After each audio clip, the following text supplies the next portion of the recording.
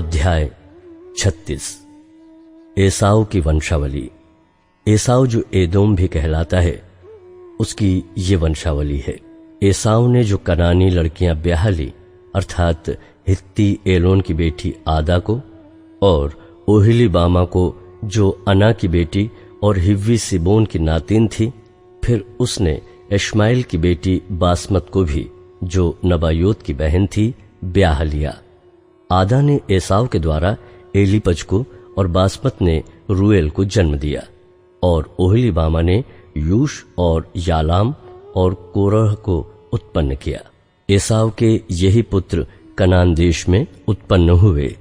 तब एसाव अपनी पत्नियों और बेटे बेटियों और घर के सब प्राणियों और अपनी भेड़ बकरी और गाय बैल आदि सब पशुओं निदान अपनी सारी संपत्ति को, जो उसने कनान देश में संचित की थी, लेकर अपने भाई याकूब के पास से दूसरे देश को चला गया, क्योंकि उनकी संपत्ति इतनी हो गई थी कि वे इकट्ठे न रह सके, और पशुओं की बहुतायत के कारण उस देश में जहां वे परदेशी होकर रहते थे, वे समा न सके। एसाव, जो एदोम भी कहलाता है, सेईर नामक पहाड़ी देश में रहने लगा। सेईर नामक पहाड़ी देश में रहने वाले एदोमियों के मूल पुरुष एसाव की वंशावली ये है। एसाव के पुत्रों के नाम ये हैं, अर्थात एसाव की पत्नी आदा का पुत्र एलीपज और उसी एसाव की पत्नी बासमत का पुत्र रूएल। एलीपज के ये पुत्र हुए, अर्थात तेमान, ओमार, सपो, गाताम और कनज। एसाव के पुत्र एलीपज के तिम्ना नामक एक रखेल थी, जिसने एलीपज के द्वारा अमालेक को जन्म दिया। एसाव की पत्नी आदा के वंश में यही हुए। रूएल के ये पुत्र हुए, अर्थात नहत, जेरह, शम्मा और मिज्जा। एसाव की पत्नी बासमत के वंश में यही हुए। ओहलीबामा, जो एसाव की पत्नी और सिबोन की नातिन और अना की बेटी थी, उसके ये पुत्र हुए, अर्थात उसने एसाव के द्वारा यूश, यालाम और कोरह को जन्म दिया। एसाव वंशों के अधिपति ये हुए, अर्थात एसाव के जेठे एलीपज के वंश में से तेमान अधिपति, ओमार अधिपति, सपो अधिपति, कनज अधिपति, कोरह अधिपति, गाताम अधिपति, अमालेक अधिपति। एलीपज वंशियों में से एदोम देश में यही अधिपति हुए, और यही आदा के वंश में हुए। एसाव के पुत्र रूएल के वंश में ये हुए, अर्थात नहत अधिपति, जेरह अधिपति, शम्मा अधिपति, मिज्जा अधिपति। रूएल वंशियों में से एदोम देश में से ही अधिपति हुए, और यही एसाव की पत्नी बासमत के वंश में हुए। एसाव की पत्नी ओहलीबामा के वंश में ये हुए, अर्थात यूश अधिपति, यालाम अधिपति, कोराह अधिपति। अना की बेटी ओहलीबामा, जो एसाव की पत्नी थी, उसके वंश में ये ही हुए। एसाव, जो एदोम भी कहलाता है, उसके वंश यही हैं, और उनके अधिपति भी यही हुए। सेईर की वंशावली। सेईर, जो होरी नामक जाति का था, उसके ये पुत्र उस देश में पहले से रहते थे।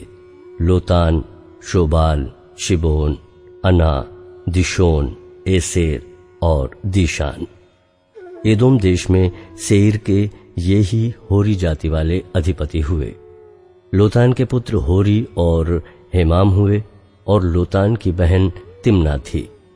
शोबाल के ये पुत्र हुए, आलवान, मानहत, एबाल, शपो और ओनाम। सिदोन के ये पुत्र हुए, अय्या और अना। ये वही अना है जिसको जंगल में अपने पिता सिबोन के गधों को चराते चराते गर्म पानी के झरने मिले। अना के दीशोन नाम पुत्र हुआ, और उसी अना के ओहलीबामा नामक बेटी हुई।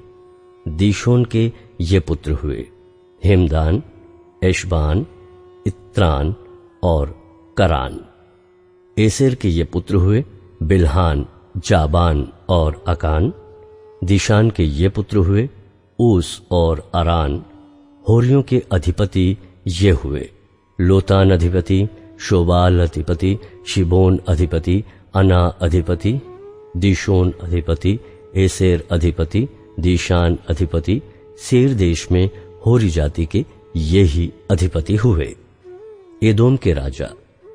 फिर जब इजराइलियों पर किसी राजा ने राज्य न किया, तब भी एदोम के देश में ये राजा हुए।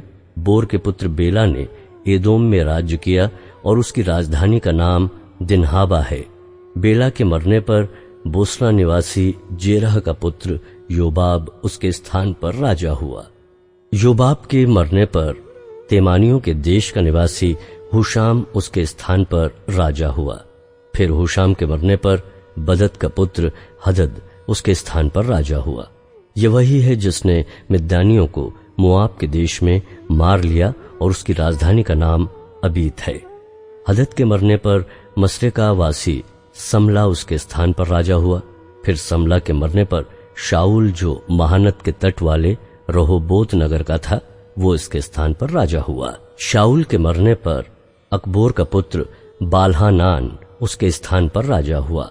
अकबोर के पुत्र बालहानान के मरने पर हदर उसके स्थान पर राजा हुआ और उसकी राजधानी का नाम पाऊ है और उसकी पत्नी का नाम महत बेल है, जो मेजाहब की नातिन और मत्रेत की बेटी थी।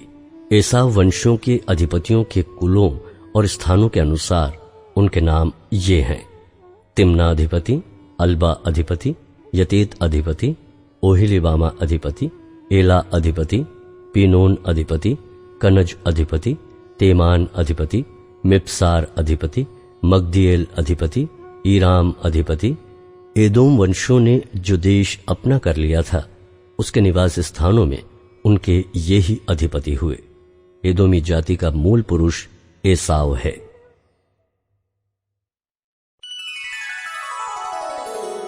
अध्याय 37। यूसुफ और उसके भाई। याकूब तो कनान देश में रहता था, जहां उसका पिता परदेशी होकर रहा था। याकूब के वंश का वृत्तांत ये है: यूसुफ 17 वर्ष का होकर अपने भाइयों के संग भेड़ बकरियों को चराता था, और वो लड़का अपने पिता की पत्नी बिल्हा और जिल्पा के पुत्रों के संग रहा करता था और उनकी बुराइयों का समाचार अपने पिता के पास पहुंचाया करता था। इज़राइल अपने सब पुत्रों से बढ़ के यूसुफ से प्रीति रखता था, क्योंकि वो उसके बुढ़ापे का पुत्र था, और उसने उसके लिए एक रंग बिरंगा अंगरखा बनवाया। परंतु जब उसके भाइयों ने देखा कि हमारा पिता हम सब भाइयों से अधिक उसी से प्रीति रखता है, तब वे उससे बैर करने लगे और उसके साथ ठीक से बात भी नहीं करते थे। यूसुफ ने एक स्वप्न देखा और अपने भाइयों से उसका वर्णन किया। तब वे उससे और भी द्वेष करने लगे। उसने उनसे कहा, जो स्वप्न मैंने देखा है उसे सुनो। हम लोग खेत में पूले बांध रहे हैं, और क्या देखता हूं कि मेरा पूला उठकर सीधा खड़ा हो गया। तब तुम्हारे पूलों ने मेरे पूले को चारों तरफ से घेर लिया और उसे दंडवत किया। तब उसके भाइयों ने उससे कहा, क्या सचमुच तू हमारे ऊपर राज्य करेगा, या सचमुच तू हम पर प्रभुता करेगा? इसलिए वे उसके स्वप्नों और उसकी बातों के कारण उससे और भी अधिक बैर करने लगे। फिर उसने एक और स्वप्न देखा और अपने भाइयों से उसका भी यों वर्णन किया। सुनो, मैंने एक और स्वप्न देखा है कि सूर्य और चंद्रमा और 11 तारे मुझे दंडवत कर रहे हैं। इस स्वप्न का उसने अपने पिता और भाइयों से वर्णन किया। तब उसके पिता ने उसको डांट कर कहा, यह कैसा स्वप्न है जो तूने देखा है? क्या सचमुच मैं और तेरी माता और तेरे भाई सब जाकर तेरे आगे भूमि पर गिर के दंडवत करेंगे? उसके भाई उससे डाह करते थे, पर उसके पिता ने उसके उस वचन को स्मरण रखा। यूसुफ का बेचा जाना। उसके भाई अपने पिता की भेड़ बकरियों को चराने के लिए शकेम को गए। तब इज़राइल ने यूसुफ से कहा, तेरे भाई शकेम ही में भेड़ बकरी चरा रहे होंगे, इसलिए जा, मैं तुझे उनके पास भेजता हूं। उसने उससे कहा, जो आज्ञा, मैं हाजिर हूं। उसने उससे कहा, जा अपने भाइयों और भेड़ बकरियों का हाल देखा कि वे कुशल से तो हैं, फिर मेरे पास समाचार ले आ। अतः उसने उसको हेब्रोन की तराई में विदा कर दिया और वो शकेम में आया। और एक मनुष्य ने उसको मैदान में इधर उधर भटकते हुए पाकर उससे पूछा, तू क्या ढूंढता है? उसने कहा, मैं अपने भाइयों को ढूंढता हूँ, कृपया मुझे बता कि वे भेड़ बकरियों को कहाँ चरा रहे हैं। उस मनुष्य ने कहा, वे यहाँ से चले गए हैं और मैंने उनको ये कहते सुना, आओ हम दोतान को चले। इसलिए यूसुफ अपने भाइयों के पीछे चला और उन्हें दोतान में पाया। जो ही उन्होंने उसे दूर से आते देखा तो उसके निकट आने के पहले ही उसे मार डालने का षड्यंत्र रचा। वे आपस में कहने लगे, देखो वो स्वप्न देखने वाला आ रहा है, इसलिए आओ हम उसको घात करके किसी गड्ढे में डाल दें और यह कह देंगे कि कोई बनेला पशु उसको खा गया, फिर हम देखेंगे कि उसके स्वप्नों का क्या फल होगा। ये सुन के रूबेन ने उसको उनके हाथ से बचाने के विचार से कहा, हम उसको प्राण से तो न मारें। फिर रूबेन ने उनसे कहा, लहू मत बहाओ, उसकी जंगल के इस गड्ढे में डाल दो और उस पर हाथ मत उठाओ। वो उसको उनके हाथ से छुड़ाकर पिता के पास फिर पहुंचाना चाहता था। इसलिए ऐसा हुआ कि जब यूसुफ अपने भाइयों के पास पहुंचा तब उन्होंने उसका रंग बिरंगा अंगरखा जिसे वो पहने हुए था उतार लिया और यूसुफ को उठाकर गड्ढे में डाल दिया। वो गड्ढा सूखा था और उसमें कुछ जल न था। तब वे रोटी खाने बैठ गए और आंखें उठाकर क्या देखा कि इश्माएलियों का एक दल ऊंटों पर सुगंध द्रव्य, बलसान और गंधरस लादे हुए गिलाद से मिस्र को चला जा रहा है। तब यहूदा ने अपने भाइयों से कहा, अपने भाई को घात करने और उसका खून छिपाने से क्या लाभ होगा? आओ हम उसे इश्माएलियों के हाथ बेच डाले और अपना हाथ उस पर न उठाएं, क्योंकि वो हमारा भाई और हमारी ही हड्डी और मांस है। और उसके भाइयों ने उसकी बात मान ली। तब मिद्यानी व्यापारी उधर से होकर उनके पास पहुंचे। अतः यूसुफ के भाइयों ने उसको उस गड्ढे में से खींच के बाहर निकाला और इश्माएलियों के हाथ चांदी के 20 टुकड़ों में बेच दिया और वे यूसुफ को मिस्र ले गए। रूबेन ने गड्ढे पर लौटकर क्या देखा कि यूसुफ गड्ढे में नहीं है, इसलिए उसने अपने वस्त्र फाड़े और अपने भाइयों के पास लौटकर कहने लगा, लड़का तो नहीं है, अब मैं किधर जाऊं? तब उन्होंने यूसुफ का अंगरखा लिया और एक बकरे को मार के उसके लहू में उसे डुबा दिया और उन्होंने उस रंग बिरंगे अंगरखे को अपने पिता के पास भेजकर कहला दिया, ये हमको मिला है, अतः देखकर पहचान ले कि ये तेरे पुत्र का अंगरखा है कि नहीं। उसने उसको पहचान लिया और कहा, हाँ, ये मेरे ही पुत्र का अंगरखा है, किसी दुष्ट पशु ने उसको खा लिया है। निसंदेह यूसुफ फाड़ डाला गया है। तब याकूब ने अपने वस्त्र फाड़े और कमर में टाट लपेटा और अपने पुत्र के लिए बहुत दिनों तक विलाप करता रहा। उसके सब बेटे बेटियों ने उसको शांति देने का प्रयत्न किया, पर उसको शांति न मिली और वो यही कहता रहा, मैं तो विलाप करता हुआ अपने पुत्र के पास अधोलोक में उतर जाऊंगा। इस प्रकार उसका पिता उसके लिए रोता ही रहा। इस बीच मिद्यानियों ने यूसुफ को मिस्र में ले जाकर पोतीपर नामक फिरौन के एक हाकिम और अंगरक्षकों के प्रधान के हाथ बेच डाला। अध्याय 38। यहूदा और तामार। उन्हीं दिनों में ऐसा हुआ कि यहूदा अपने भाइयों के पास से चला गया और हीरा नामक एक अदुल्लामवासी पुरुष के पास डेरा किया। वहां यहूदा ने शुआ नामक एक कनानी पुरुष की बेटी को देखा और उससे विवाह करके उसके पास गया। वो गर्भवती हुई और उसके एक पुत्र उत्पन्न हुआ और यहूदा ने उसका नाम एर रखा। वो फिर गर्भवती हुई और उसके एक पुत्र और उत्पन्न हुआ और उसका नाम ओनान रखा गया। फिर उसके एक पुत्र और उत्पन्न हुआ और उसका नाम शेला रखा गया। और जिस समय इसका जन्म हुआ उस समय यहूदा कजीब में रहता था। और यहूदा ने तामार नाम की एक स्त्री से अपने जेठे एर का विवाह कर दिया, परंतु यहूदा का वो जेठा एर यहोवा के लेखे में दुष्ट था, इसलिए यहोवा ने उसको मार डाला। तब यहूदा ने ओनान से कहा, अपनी भौजाई के पास जा और उसके साथ देवर का धर्म पूरा करके अपने भाई के लिए संतान उत्पन्न कर। ओनान जानता था कि संतान मेरी न ठहरेगी, इसलिए ऐसा हुआ कि जब वो अपनी भौजाई के पास गया तब उसने भूमि पर वीर गिराकर नाश किया, जिससे ऐसा ना हो कि उसके भाई के नाम से वंश चले। ये काम जो उसने किया उससे यहोवा अप्रसन्न हुआ और उसने उसको भी मार डाला। तब यहूदा ने इस डर के मारे कि कहीं ऐसा ना हो कि अपने भाइयों के समान शेला भी मरे, अपनी बहू तामार से कहा, जब तक मेरा पुत्र शेला सियाना न हो जाए तब तक अपने पिता के घर में विधवा ही बैठी रहे। इसलिए तामार अपने पिता के घर में जाकर रहने लगी। बहुत समय बीतने पर यहूदा की पत्नी जो शुआ की बेटी थी वो मर गई।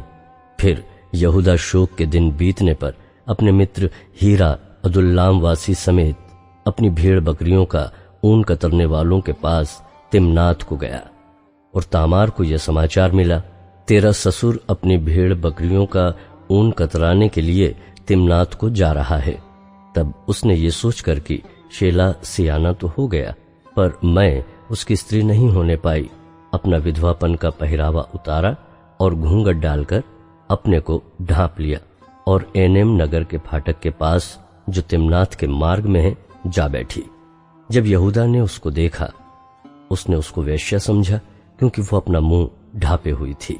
वो मार्ग से उसकी ओर फिरा और उससे कहने लगा, मुझे अपने पास आने दे, क्योंकि उसे ये मालूम न था कि वो उसकी बहू है। उसने कहा, यदि मैं तुझे अपने पास आने दूं तो तू मुझे क्या देगा? उसने कहा, मैं अपनी बकरियों में से बकरी का एक बच्चा तेरे पास भेज दूंगा। तब उसने कहा, भला उसके भेजने तक क्या तू हमारे पास कुछ रेहन रख जाएगा? उसने पूछा, मैं तेरे पास क्या रेहन रख जाऊं? उसने कहा, अपनी मुहर और बाजूबंद और अपने हाथ की छड़ी।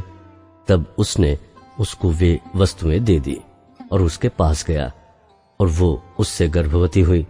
तब वो उठकर चली गई और अपना घूंघट उतार के अपना विधवापन का पहरावा फिर पहन लिया। तब यहूदा ने बकरी का एक बच्चा अपने मित्र उस अदुल्लाम वासी के हाथ भेज दिया कि वो रेहन रखी हुई वस्तुएं उस स्त्री के हाथ से छुड़ा ले आए, पर वो स्त्री उसको न मिली। तब उसने वहां के लोगों से पूछा, वो देवदासी जो एनेम में मार्ग की एक ओर बैठी थी कहाँ है? उन्होंने कहा, यहाँ तो कोई देवदासी न थी। इसलिए उसने यहूदा के पास लौट के कहा, मुझे वो नहीं मिली। और उस स्थान के लोगों ने कहा, यहाँ तो कोई देवदासी न थी। तब यहूदा ने कहा, अच्छा वो बंधक उसी के पास रहने दे, नहीं तो हम लोग तुच्छ गिने जाएंगे। देख, मैंने बकरी का ये बच्चा भेज दिया था, पर वो तुझे नहीं मिली। लगभग 3 महीने के बाद यहूदा को यह समाचार मिला, तेरी बहू तामार ने व्यभिचार किया है, वरन वो व्यभिचार से गर्भवती भी हो गई है। तब यहूदा ने कहा, उसको बाहर ले आओ कि वो जलाई जाए। जब उसे बाहर निकाला जा रहा था, तब उसने अपने ससुर के पास ये कहला भेजा, जिस पुरुष की ये वस्तुएं हैं उसी से मैं गर्भवती हूं। फिर उसने ये भी कहलाया, पहचान तो सही कि ये मुहर और बाजूबंद और छड़ी किसकी है? यहूदा ने उन्हें पहचान कर कहा, वो तो मुझसे कम दोषी है, क्योंकि मैंने उसका अपने पुत्र शेला से विवाह न किया और उसने उससे फिर कभी प्रसंग न किया। जब उसके जनने का समय आया, तब ये जान पड़ा कि उसके गर्भ में जुड़वा बच्चे हैं। जब वो जनने लगी, तब एक बालक का हाथ बाहर आया और धाय ने लाल सूत लेकर उसके हाथ में ये कहते हुए बांध दिया, पहले यही उत्पन्न हुआ। जब उसने हाथ समेट लिया, तब उसका भाई उत्पन्न हो गया। तब उस धाई ने कहा, तू क्यों बरबस निकल आया है? इसलिए उसका नाम पेरेस रखा गया। पीछे उसका भाई, जिसके हाथ में लाल सूत बंधा था, उत्पन्न हुआ और उसका नाम जेरह रखा गया।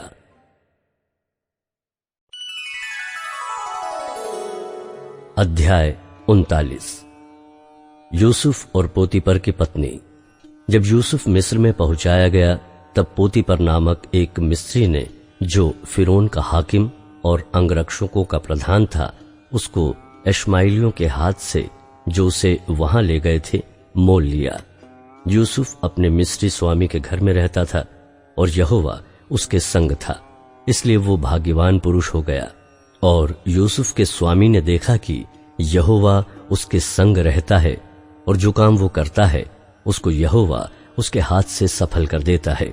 तब उसकी अनुग्रह की दृष्टि उस पर हुई और वो उसकी सेवा टहल करने के लिए नियुक्त किया गया। फिर उसने उसको अपने घर का अधिकारी बना के अपना सब कुछ उसके हाथ में सौंप दिया। जब से उसने उसको अपने घर का और अपनी सारी संपत्ति का अधिकारी बनाया, तब से यहोवा यूसुफ के कारण उस मिस्री के घर पर आशीष देने लगा, और क्या घर में क्या मैदान में उसका जो कुछ था सब पर यहोवा की आशीष होने लगी। इसलिए उसने अपना सब कुछ यूसुफ के हाथ में यहां तक छोड़ दिया कि अपने खाने की रोटी को छोड़ वो अपनी संपत्ति का हाल कुछ ना जानता था। यूसुफ सुंदर और रूपवान था। इन बातों के पश्चात ऐसा हुआ कि उसके स्वामी की पत्नी ने यूसुफ की ओर आंख लगाई और कहा, मेरे साथ सो। पर उसने अस्वीकार करते हुए अपने स्वामी की पत्नी से कहा, सुन, जो कुछ इस घर में है मेरे हाथ में है, उसे मेरा स्वामी कुछ नहीं जानता, और उसने अपना सब कुछ मेरे हाथ में सौंप दिया है। इस घर में मुझसे बड़ा कोई नहीं, और उसने तुझे छोड़ जो उसकी पत्नी है मुझसे कुछ नहीं रख छोड़ा। इसलिए भला मैं ऐसी बड़ी दुष्टता करके परमेश्वर का अपराधी क्यों बनूं? और ऐसा हुआ कि वो प्रतिदिन यूसुफ से बातें करती रही, पर उसने उसकी न मानी कि उसके पास लेटे या उसके संग रहे। एक दिन क्या हुआ कि यूसुफ अपना कामकाज करने के लिए घर में गया, और घर के सेवकों में से कोई भी घर के अंदर न था। तब उस स्त्री ने उसका वस्त्र पकड़कर कहा, मेरे साथ सो। पर वो अपना वस्त्र उसके हाथ में छोड़कर भागा और बाहर निकल गया। ये देखकर कि अपना वस्त्र मेरे हाथ में छोड़कर बाहर भाग गया, उस स्त्री ने अपने घर के सेवकों को बुलाकर कहा, देखो, वो एक इब्री मनुष्य को हमारा तिरस्कार करने के लिए हमारे पास ले आया है। वो तो मेरे साथ सोने के मतलब से मेरे पास अंदर आया था, और मैं ऊंचे स्वर से चिल्ला उठी, और मेरी बड़ी चिल्लाहट सुनकर वो अपना वस्त्र मेरे पास छोड़कर भागा और बाहर निकल गया, और वो उसका वस्त्र उसके स्वामी के घर आने तक अपने पास रखे रही। तब उसने उससे इस प्रकार की बातें कही, वो इब्री दास जिसको तू हमारे पास ले आया है, वो मुझसे हंसी करने के लिए मेरे पास आया था, और जब मैं ऊंचे स्वर से चिल्ला उठी तब अपना वस्त्र मेरे पास छोड़कर बाहर भाग गया। अपनी पत्नी की ये बातें सुनकर कि तेरे दास ने मुझसे ऐसा काम किया, यूसुफ के स्वामी का कोप भड़का, और यूसुफ के स्वामी ने उसको पकड़कर बंदी गृह में, जहां राजा के कैदी बंद थे, डलवा दिया। अतः वो उस बंदी गृह में रहा, पर यहोवा यूसुफ के संग संग रहा और उस पर करुणा की, और बंदी गृह के दरोगा के अनुग्रह की दृष्टि उस पर हुई। इसलिए बंदी गृह के दरोगा ने उन सब बंदियों को जो कारागार में थे यूसुफ के हाथ में सौंप दिया, और जो जो काम वे वहां करते थे वो उसी की आज्ञा से होता था। यूसुफ के वश में जो कुछ था उसमें से बंदीगृह के दरोगा को कोई भी वस्तु देखनी न पड़ती थी, क्योंकि यहोवा यूसुफ के साथ था, और जो कुछ वो करता था यहोवा उसको उसमें सफलता देता था। अध्याय 40। बंदियों के स्वप्नों का अर्थ बताना। इन बातों के पश्चात ऐसा हुआ कि मिस्र के राजा के पिलानेहारे और पकानेहारे ने अपने स्वामी के विरुद्ध कुछ अपराध किया। तब फिरौन ने अपने उन दोनों हाकिमों अर्थात पिलानेहारों के प्रधान और पकानेहारों के प्रधान पर क्रोधित होकर उन्हें कैद करा के अंगरक्षकों के प्रधान के घर के उसी बंदी गृह में जहां यूसुफ बंदी था डलवा दिया। तब अंगरक्षकों के प्रधान ने उनको यूसुफ के हाथ सौंपा, और वो उनकी सेवा टहल करने लगा। अतः वे कुछ दिन तक बंदी गृह में रहे। मिस्र के राजा का पिलानेहारा और पकानेहारा बंदी गृह में बंद थे। उन दोनों ने एक ही रात में अपने अपने होनहार के अनुसार स्वप्न देखा। सवेरे जब यूसुफ उनके पास अंदर गया तब उन पर उसने जो दृष्टि की तो क्या देखता है कि वे उदास हैं। इसलिए उसने फिरौन के उन हाकिमों से जो उसके साथ उसके स्वामी के घर में बंदी गृह में थे पूछा, आज तुम्हारे मुंह क्यों उदास हैं? उन्होंने उससे कहा, हम दोनों ने स्वप्न देखा है। और उनके फल का बताने वाला कोई भी नहीं। यूसुफ ने उनसे कहा, क्या स्वप्नों का फल कहना परमेश्वर का काम नहीं है? मुझे अपना अपना स्वप्न बताओ। तब पिलानेहारे का प्रधान अपना स्वप्न यूसुफ को यूं बताने लगा, मैंने स्वप्न में देखा कि मेरे सामने एक दाखलता है और उस दाखलता में 3 डालियां हैं और उसमें मानो कलियां हैं और वे फूली और उसके गुच्छों में दाख लगकर पक गई। फिरौन का कटोरा मेरे हाथ में था और मैंने उन दाखों को लेकर फिरौन के कटोरे में निचोड़ा और कटोरे को फिरौन के हाथ में दिया। तब यूसुफ ने उससे कहा, इसका फल ये है, 3 डालियों का अर्थ 3 दिन है, इसलिए अब से 3 दिन के भीतर फिरौन तेरा सिर ऊंचा करेगा और फिर से तेरे पद पर तुझे नियुक्त करेगा और तू पहले के समान फिरौन का पिलानेहारा होकर उसका कटोरा उसके हाथ में फिर दिया करेगा। अतः जब तेरा भला हो जाए तब मुझे स्मरण करना और मुझ पर कृपा करके फिरौन से मेरी चर्चा चलाना और इस घर से मुझे छुड़वा देना, क्योंकि सचमुच इब्रानियों के देश से मुझे चुरा कर लाया गया है और यहां भी मैंने कोई ऐसा काम नहीं किया जिसके कारण मैं इस कारागार में डाला जाऊं। यह देखकर कि उसके स्वप्न का फल अच्छा निकला, पकानेहारे के प्रधान ने यूसुफ से कहा, मैंने भी स्वप्न देखा है, वो ये है, मैंने देखा कि मेरे सिर पर सफेद रोटी की 3 टोकरियां हैं और ऊपर की टोकरी में फिरौन के लिए सब प्रकार की पकी पकाई वस्तुएं हैं और पक्षी मेरे सिर पर की कटोरी में से उन वस्तुओं को खा रहे हैं। यूसुफ ने कहा, इसका फल ये है, 3 टोकरियों का अर्थ 3 दिन है, अब से 3 दिन के भीतर फिरौन तेरा सिर कटवा कर तुझे एक वृक्ष पर टंगवा देगा और पक्षी तेरे मांस को नोच नोच कर खाएंगे। तीसरे दिन फिरौन का जन्मदिन था। उसने अपने सब कर्मचारियों को भोज दिया और उनमें से पिलानेहारों के प्रधान और पकानेहारों के प्रधान दोनों को बंदी गृह से निकलवाया। पिलानेहारों के प्रधान को तो पिलानेहारे के पद पर फिर से नियुक्त किया और फिर फिरौन के हाथ में कटोरा देने लगा, पर पकानेहारों के प्रधान को उसने टंगवा दिया, जैसा कि यूसुफ ने उनके स्वप्नों का फल उनसे कहा था। फिर भी पिलानेहारों के प्रधान ने यूसुफ को स्मरण न रखा, परंतु उसे भूल गया।